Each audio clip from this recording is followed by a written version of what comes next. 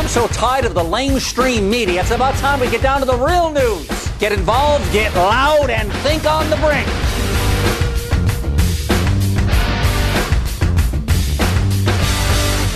And we're here with presidential hopeful Rick Santorum. Senator Santorum, good job, man. What do you think? Who won the debate tonight?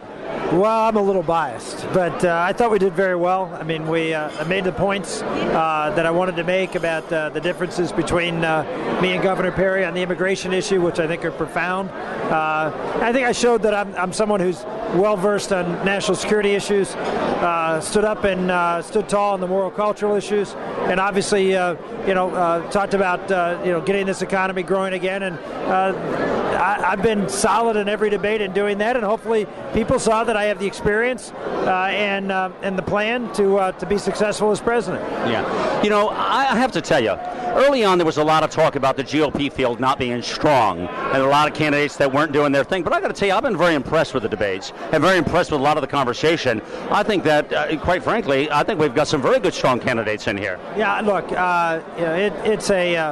it is, in some respects, a field of riches, but I think there are key differences between us, and one of the things I think I bring to the table is that I'm someone who's been able to win a swing state, statewide twice. I won 2 elections in Pennsylvania, and I strongly believe we can win Pennsylvania again and put that in the Republican column.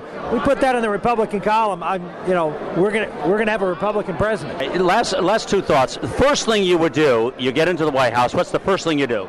Repeal Obamacare. It's the job killer. It's the freedom killer. It really transforms our country into a socialist state, and we can't let that happen. We need a healthcare system that believes in free people, believes in markets, believes in personal responsibility, not a government-run top-down system. What's the second thing you do? I would put in that tax plan that I just talked to you about.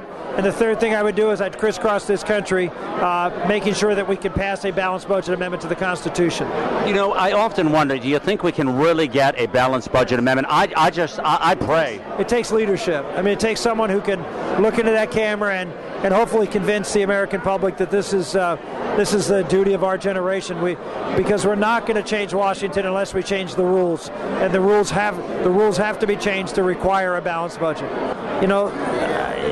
There are opportunities for the Republicans to make their case to the American public as to what needs to be done to get this country growing again, and I think it's got to come back to on these types of issues, balancing the federal budget and having a plan to get us in balance and to grow this country. Those are the 2 things the American public wants us to do when it comes to the fiscal policy of this country. And if we do them, I think everyone believes we can get our country growing again.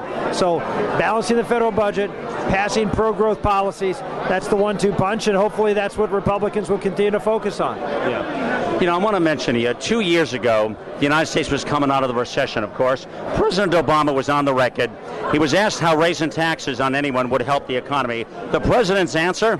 Well, normally you don't raise taxes in a recession, which is why we haven't and why we're instead cutting taxes, okay? Now, that's fascinating. You have to remember, here's the argument, okay?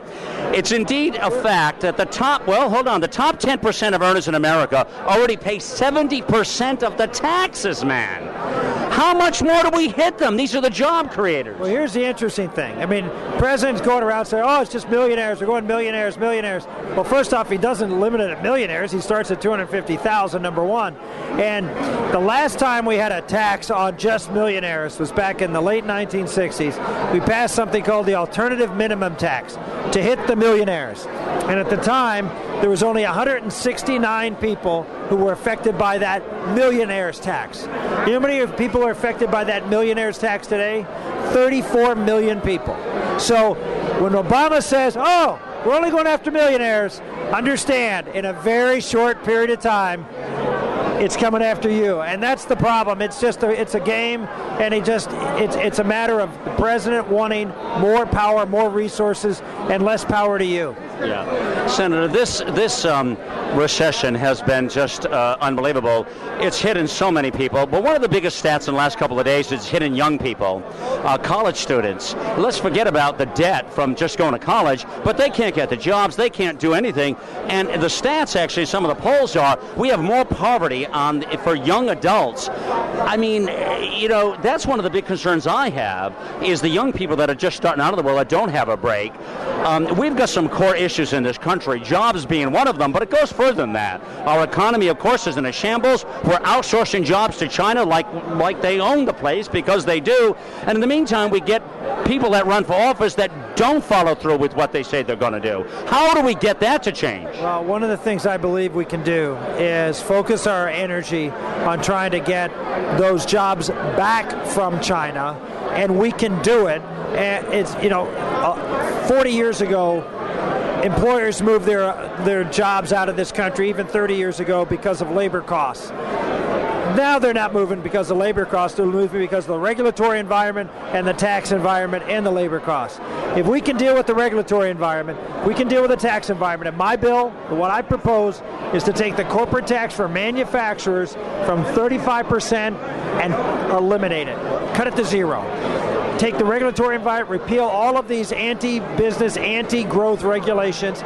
You do those two things, those jobs will come back. The third thing I would do is all those people that move their jobs overseas, they made money over there, and that money's sitting there. Why? Because if you bring it back, you can be taxed up to 35% on that money. And so what we're going to say is, if you bring it back, the highest tax you're going to pay is 5%. You bring it back and invest it in plant and equipment here in America, you won't pay any federal income taxes. We're going to have a regulatory environment that works. We'll have an energy policy that will have stable energy prices going forward. You will see the jobs come back. You'll see upward mobility. Folks who are now working in low-wage jobs, who are going to be working in good-paying manufacturing jobs, and this economy will hum. You know, Senator, what you just said is, I mean, it's right on. So why can't we get that done? Because the president doesn't believe in the economy. He doesn't believe in the private sector. He believes in government. He believes that we should have, as Gary Johnson so brilliantly said, shovel-ready jobs. And I think Gary said that his next-door neighbor's dog has more creates more shovel-ready jobs than Obama, which was about right. You folks are going to have to make a decision as to how authentic the leader that you're going to select for the Republican nomination is going to be. How much they're going to do what they say they're going to do. Of course, we have a long list of presidential as well as other candidates who say one thing and then cower when the going gets tough.